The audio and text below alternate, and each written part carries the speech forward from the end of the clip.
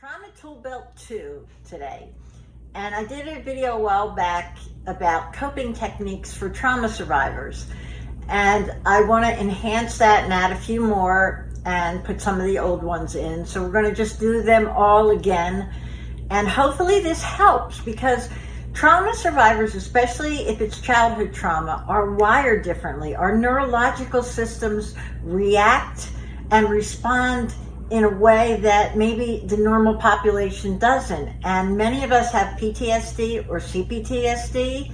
And especially, like I said, if it happened in childhood, as we're growing, our neurological systems were developed in the midst of trauma.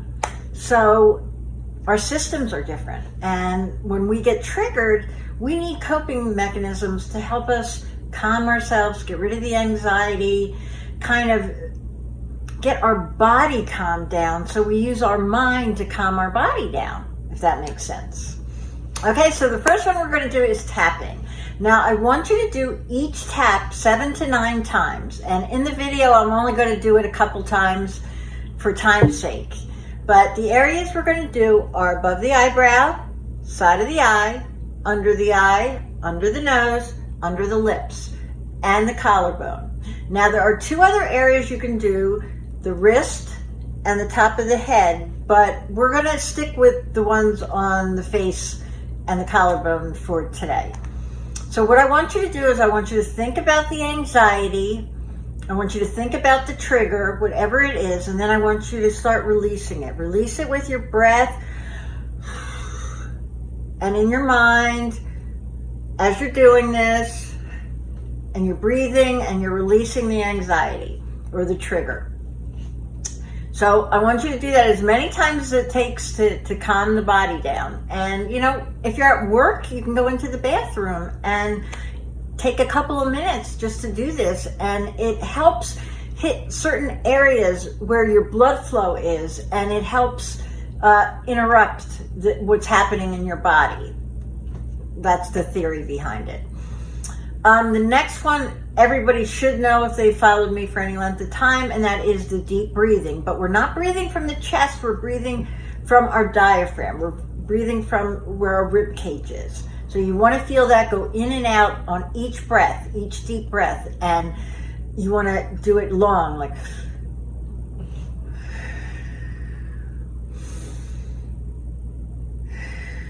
ten times. And that helps calm the body down as well. The next one that I love, and my picture behind me is one of my favorite imagery exercises, but I want you to picture yourself on that path. Picture yourself somewhere calming. Picture yourself somewhere safe. Close your eyes and just go there in your mind. And this will help your body relax, help you feel safe, help you know you're safe, and kind of get you in a different place, a different frame of mind. So imagery is a huge one. And in the last Trauma Toolbelt, I do an imagery exercise, but for time's sake, we're not going to do it in this one. So if you want more detail about how to do imagery, please go back to the first Trauma Toolbelt and look at the imagery exercise. Okay, the next one I want to talk about is debriefing. Now, debriefing is a way of processing the trigger, processing whatever happened that has gotten you upset, that has got you hypervigilant, that has got you reacting. And we can debrief by journaling, or we can debrief by talking to someone. Or you could do it both ways. But I like people to debrief after they're triggered or after they have something upsetting happen, because it helps them get a different perspective, a different opinion, a different frame of mind. And if you're doing it by journaling, obviously you're only going to have your perspective. But as you write, sometimes you can see it in a different light. You can see it in a different way. And if you're processing with someone, make sure that person is safe. Make sure that person knows your history, or at least knows what you're suffering with. And then go through the situation and really detail how it made you feel, detail what it brought up. And if you can go back to what the original trigger was that this triggered, that's even better. because we always with triggers want to go back to the original root trigger and pull up that weed, pull up that root, so that the trigger does not impact us as deeply or as much. Okay, the next one I want to talk about is exercise. And people laugh at me a lot when I say this because I'm such a proponent of exercise, but exercise has been a godsend to me in helping deal with my anxiety and help deal with depression. It changes brain chemistry, guys, and it gets that whoosh feeling, that electric current when we get triggered that goes through our body.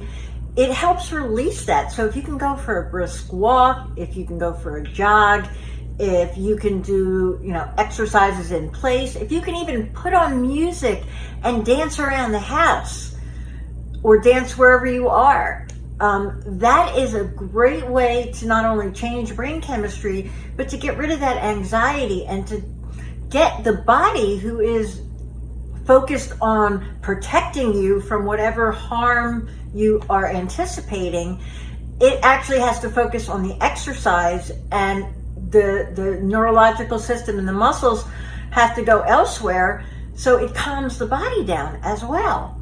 You can use yoga, you can use stretching exercises can help as well, and you can even meditate during those. And that is the last one I want to do, and that is meditating. Just going somewhere and getting quiet in your mind. And you can do imagery this way, or you can simply do deep breathing, or you can simply just let your mind try and go completely calm. That's really difficult when you're triggered, but if you can do it, great.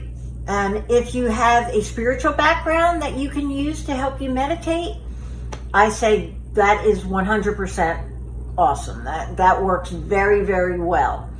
So these are all tips and techniques that can help you on your healing journey and can help calm the body down with the mind when you're triggered. Because remember, your neurological system is automatically firing, and your mind has to calm the body down. So these techniques all help get the body calmed down through the mind.